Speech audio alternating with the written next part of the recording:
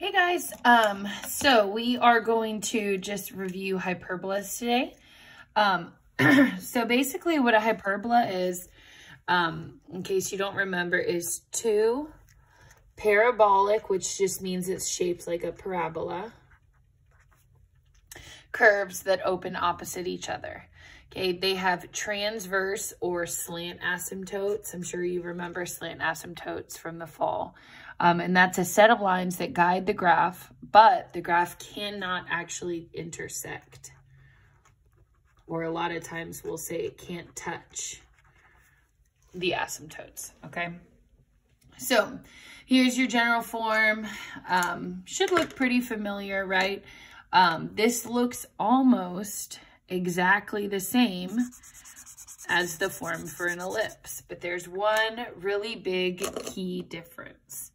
So I want you to think about what the key difference is here. Let me pull out our stuff from ellipses last week. What is different about these two formulas? Okay, they both have the x minus h squared, a squared on the bottom, y minus k squared, b squared on the bottom, both equal to 1. So the big difference is look at the sign in the middle. Okay, for an ellipse or an oval, it's always a plus sign. Okay, but notice that our form today has a minus sign. Okay, so this minus sign is the only difference in the equation from an oval to a hyperbola.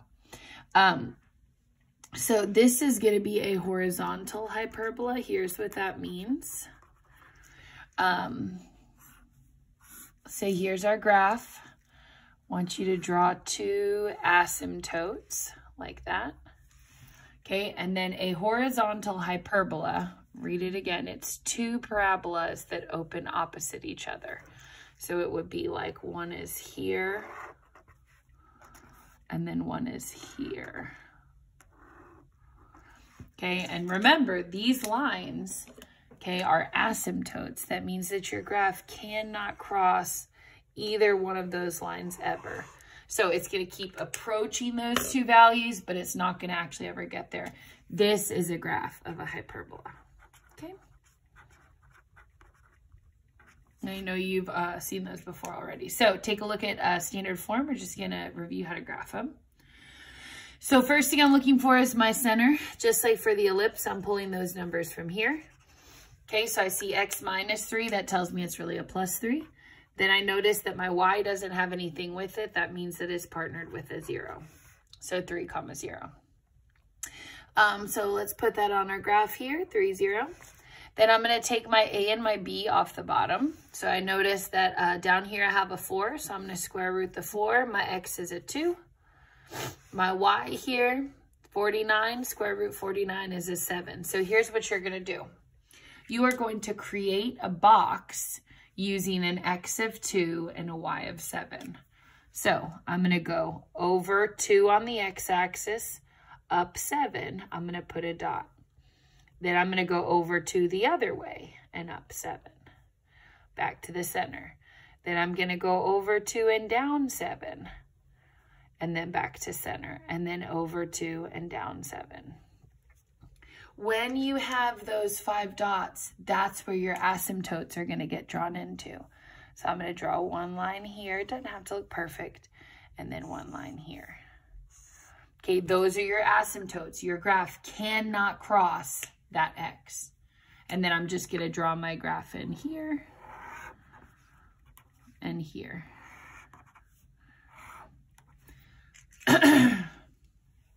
Make sense?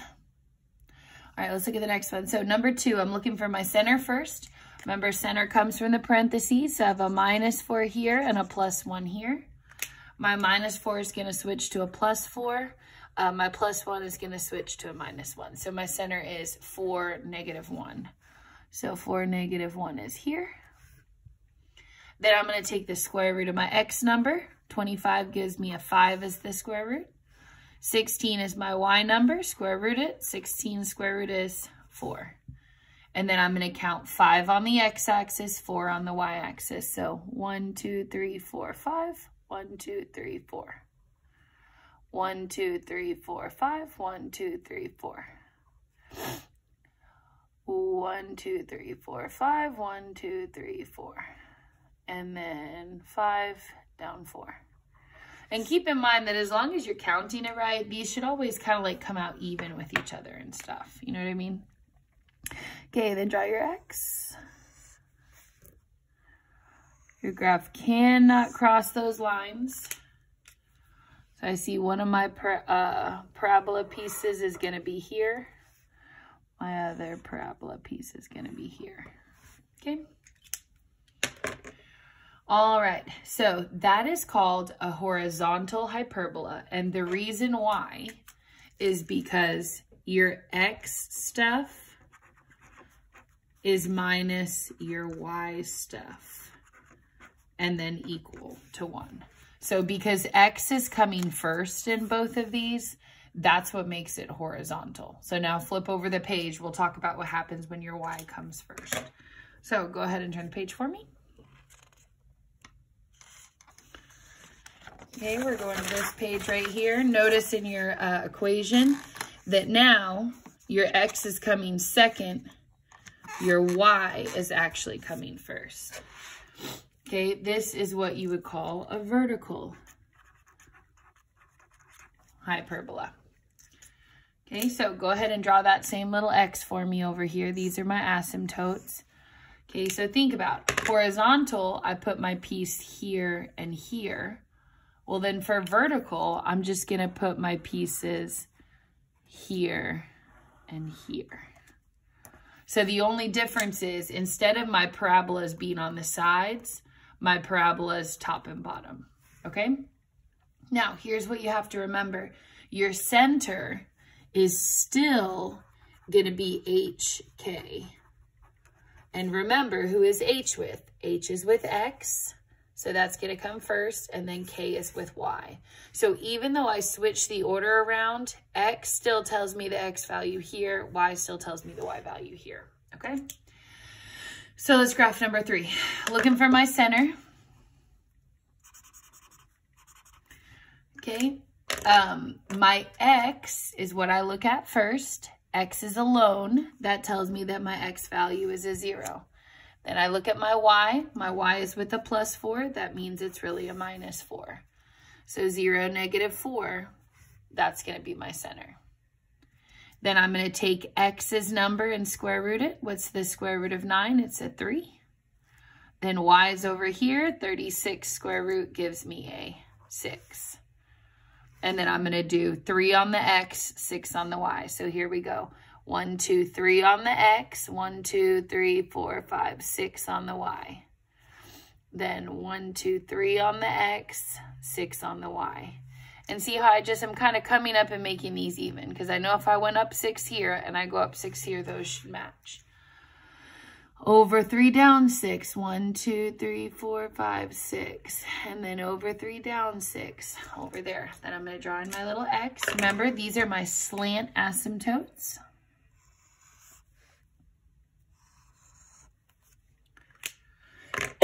And then because my Y stuff here came first, I know it's going to be vertical. So it's going to be here and it's going to be here. Okay. All right, last one like that. And actually I wanted this one to be backwards. So look, I'm going to have you do me a favor here. Scribble this out. Make this a Y. Make this an X. Okay, let the Y stuff come first. So I change that to a Y, I change that to an X. Okay, so first thing we want to do is identify our center. So if our center is an X +4, then the X is really a -4. My Y is with a -1, that means my Y is really a +1. So remember, even though X is second in the equation, it's still the first in your ordered pair. So -4, 1, boom, put it right there. Okay, then I'm looking for my X box. Well, X is here over a 16. Square root of 16 is 4. Y is with a 64. Square root of 64 is 8. And then remember, I'm going to count 4 on the X-axis, 8 on the Y-axis. So 1, 2, 3, 4. up 8. 1, 2, 3, 4, 5, 6, 7, 8.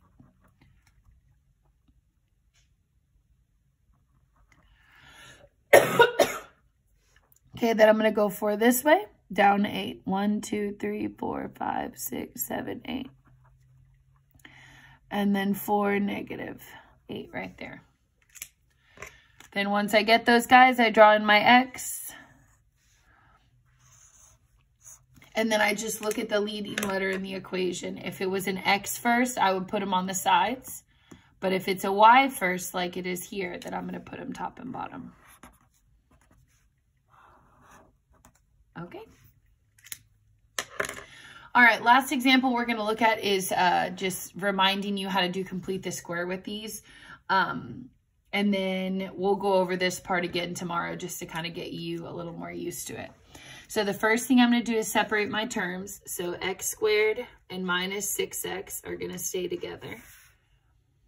Then minus 4y squared and minus 16y are going to stay together. And then remember that minus 23, since it's not an x or a y, it has to move to the other side, which automatically means that that term is going to have to change signs. Okay, so I did my x terms together here, did my y terms together here, and then that guy had to move. Okay, from here, I look for a GCF. Now, remember, you're looking for a number GCF. So I see here I don't have a GCF. I'm just going to leave my x's the same. But then when I get to my y's here, I notice that those both have a -4 that I can divide out. So I'm going to divide by -4, kind of like a GCF.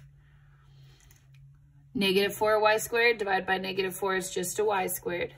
-16 divided by -4, now that's a plus 4y. Leave your little blank. Equals 23. Okay, then from there we need to complete the square. So if I have a 6 here in the middle, I'm going to have to cut that in half. Remember, I can only take one of the x's. So it's going to be x minus 3 squared. And then I'm going to find 3 squared. And I'm going to put it in the blank. So 3 squared is 9. And then I don't know where my calculator is. But remember that when you are squaring, you have to use -3 in parentheses. Here it is. You would have to do -3 squared in parentheses. Hey, Ash, you got to read your second book. You got to finish your time. Okay. So notice I put a +9 here because I have a -3 here. Okay. Hopefully you can see that. Okay, so now we're moving on to the second one. So I have -4. Y, I can only take one of them. 4y, I can only take 2 of them. And then I'm going to do 4 squared. Or I'm sorry, 2 squared. So I took half of 4, I got 2. Now I'm squaring it. 2 squared is +4. Okay, and then I just noticed, remember this +9 that I put here? I have to put it over here. Now, for this 4, I do not add a 4 to this side. Think about why. It's not just a 4. There's a number out here that's going to multiply with that 4. So if I do -4 and 4, that's really going to give me a 16, okay? Now, you might be thinking, well, why am I minusing it? Because if I'm adding it, actually, I do need to change that to a minus. Here's why. Take a look at this over here. If you have, if I'm adding a 4 in this parentheses, but I'm multiplying it by a -4, I'm not actually adding 16 to this side, I'm minusing 16 to this side. So if I want to be consistent and I want to do the same thing on both sides, right, then I can't add 16 over there. So from here, we have 23 plus 9 minus 16. Let's see what that gives us. 23 plus 9 and then minus 16. That gives me 16 total. Okay? So 23 plus 9 minus 16 gives me 16. So that's what's on this side over here. Then from there, remember, in your form, this has to be an equals 1. So I can't do it if it equals 16. So I have to divide by 16, divide by 16, divide by 16. Now this is an equals 1, just like I needed it to be. This is an x minus 3 squared over 16. minus, but then this one, I have to reduce these numbers here in the front. So remember, if you have your little fancy calculator from school, you can do -4 divided by 16 and then math, enter it. But if you don't have a calculator, see how it came out to be 1/4. Okay, remember, you can just divide this upside down. So I just do 16 divided by -4. I get a -4, but then I just remember to put it on the bottom. So it would be y plus 2 squared and then a 4. Now keep in mind, I'm not putting the negative because the negative is already here in the middle with the subtraction. Okay, so let's find our center first. So I see that my x value here is a -3 and a +2, but I always take the opposite of those. So that means my center is actually 3, -2. So 3, -2 is here. Then I need to count my x box and my y box. Okay, so let's look at our x. Our x is over 16. Square root of 16 gives me 4. My y is with a 4. Square root of 4 is 2. So from my center, I'm going to count over 4. 1, 2, 3, 4, and then up 2. 1, 2, 3, 4, up 2. 4, down 2. 4, down 2. Then I'm going to draw in my x. Remember, these are my asymptotes that I can't touch. And then I have to pick if I want to be in these two spots. Oops, you can't see that so good. If I need to be in these two spots or if I need to be in these two spots. Do I want to be on the sides or do I want to be top and bottom? Remember, the way that you tell is based on which number comes first or which letter comes first. So since my x is in the front, that means this is a horizontal ellipse. So x squared comes first. That means horizontal. And horizontal means that each of your ellipses opens to the side, like that. Okay, good job.